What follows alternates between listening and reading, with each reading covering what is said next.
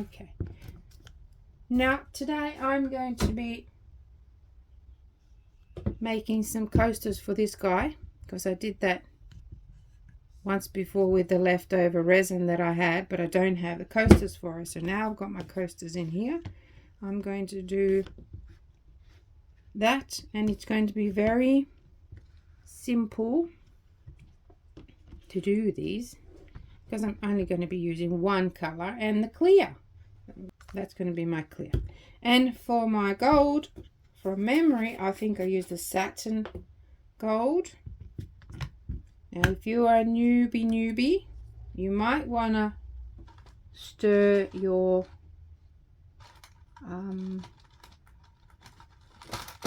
pigments separately, and this is how we do that, because we want to turn it into a paste first. I need quite a bit of it. We want to turn it into a paste,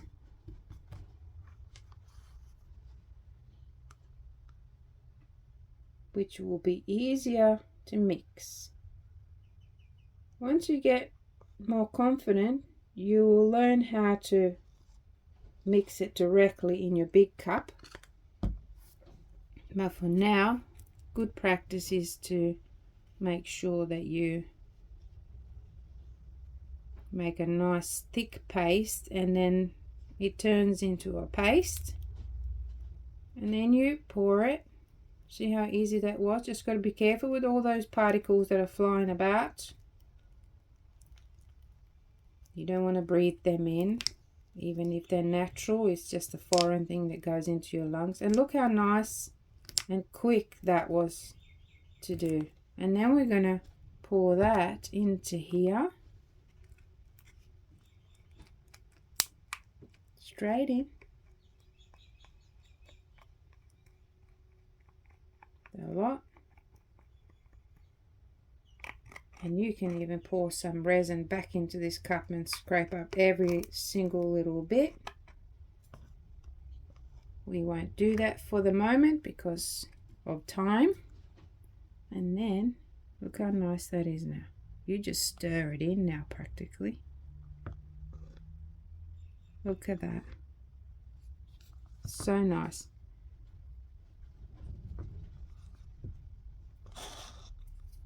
That is so lovely. In fact, I actually like those bits that are not fully mixed in, because that's going to give me a really nice effect. You can't do this with epoxy pastes, but you can do it with pigments, because they are really good at mixing in with the resin. So that is that done. What I might do actually is just pour the rest of this here, just to create that extra clear. And yes, you will get a mess. So have your gloves on and have your wipes, because it's important to keep your area clean. I'm going to put this aside for a second because I want to do something with these guys over here. And that is, I'm going to use some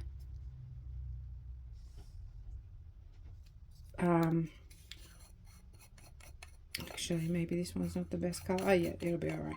This is the chameleon pigment, and I'm just going to brush some on these protruded shapes, because once I pour my resin in, they should show. Might not, because it's a light color, but we shall see.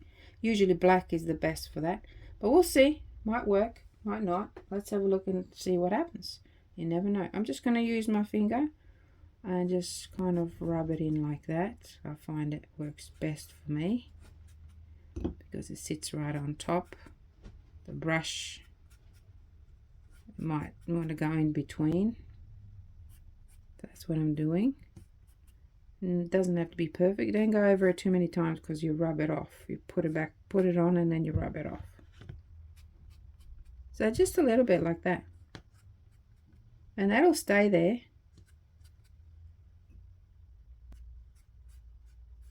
So it'll break it up a little bit and make it interesting, rather than having just a solid thing with the same color. And obviously you can use other colors, why not? In fact, I might even mix in some black and make it funky. What do you reckon? Let's do that. So we got that. I've got a little bit of resin left, so I might just mix in some black. Okay, so we got our pearl black, and we're going to mix it in directly in our cup here. So pearl black by Le'Rez. I want it to be quite dark, so I'm going to put quite a bit in there, and just make sure it sits on top of that resin, and then very gently you start stirring it in. I don't have a lot here, and this way you have to stir it for a bit longer, because it's not turning into a thick paste, and we might get some unmixed pigment. So we keep stirring, and to check, you just kind of have a look at the bottom. Some, I can already see that some are not mixed properly, so I'm just going to keep going like this, mixing. Some pigments are not as fine as others, so the ones that are quite fine, they are not as easy to mix. Really fine pigments, it would be a good idea to mix them in a paste first, because they could clump up. And the ones that's not so fine, like this one, it's still fine. You can usually find out how fine it is by looking at the numbers they've got on the bottle. So most of my pigments are 10 to 60 microns, which is fairly fine. Okay, so we got that, that's done. Okay, so this is going to be fun. So what I'm going to do is I am going to just pour. The pouring part is always great. Not so the preparation for everything, but it's what you got to do. Okay, so let's go. I'm going to pour this black. See how it's starting to get thicker now? 1, because it's cold, and 2, because it is starting to set. So I'm just going to go over these, because they've got to be really nice, and just kind of shape it a bit, make it a bit funky. I'm going to do the same here. Just going over that chameleon pigment, because it needs a dark color. Now we'll move this so you can see properly over here. We'll do the same thing, and then we're going to add our lovely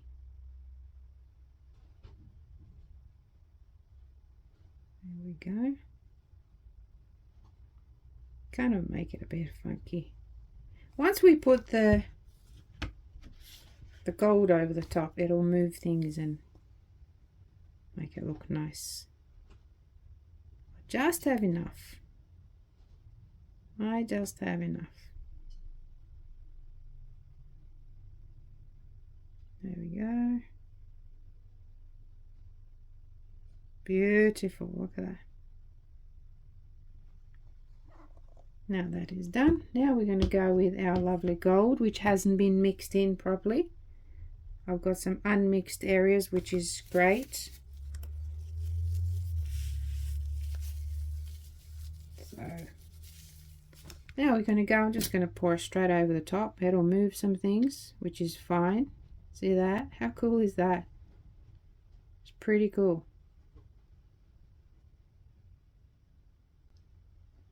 I'm going to go bit by bit with this unmixed.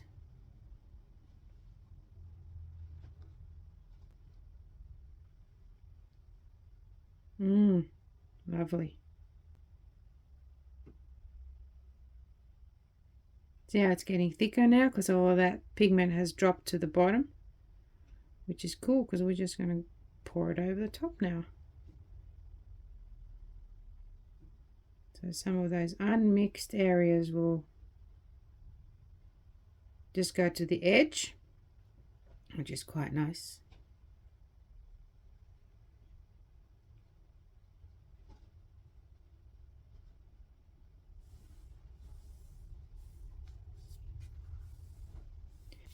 Wearing gloves is a smart thing to do.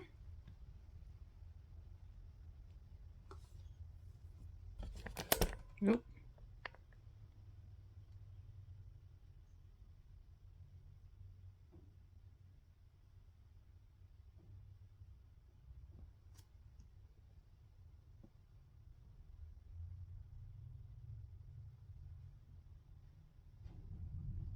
Just in the middle.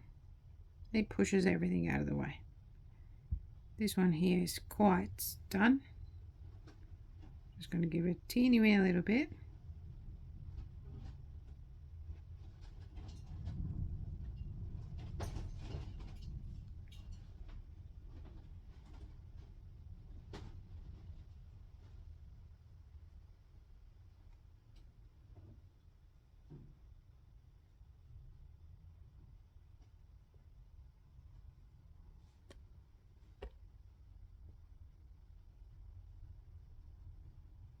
So that took 120 milliliters, and it was just about right. So I thought each one of these was about 30 milliliters, which is not bad. I do have these in the shop if you would like some. They make a really beautiful present, and that's what I'm doing with this one. Just making a present for my beautiful son who loves bees and knows so much about bees. It's unbelievable. Okay, well that'll do. We don't want to overdo it now.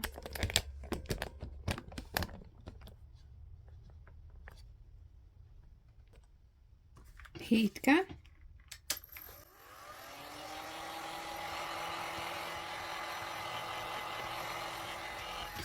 That's that. Now we're going to leave them and let them set. Alrighty, so we're here the next morning.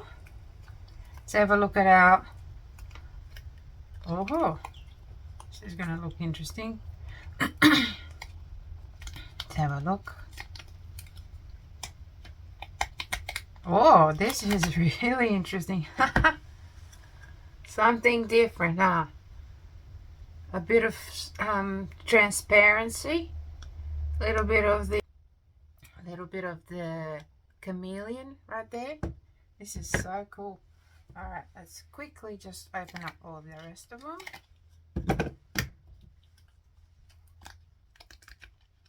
This is going to make a really nice gift for Christmas.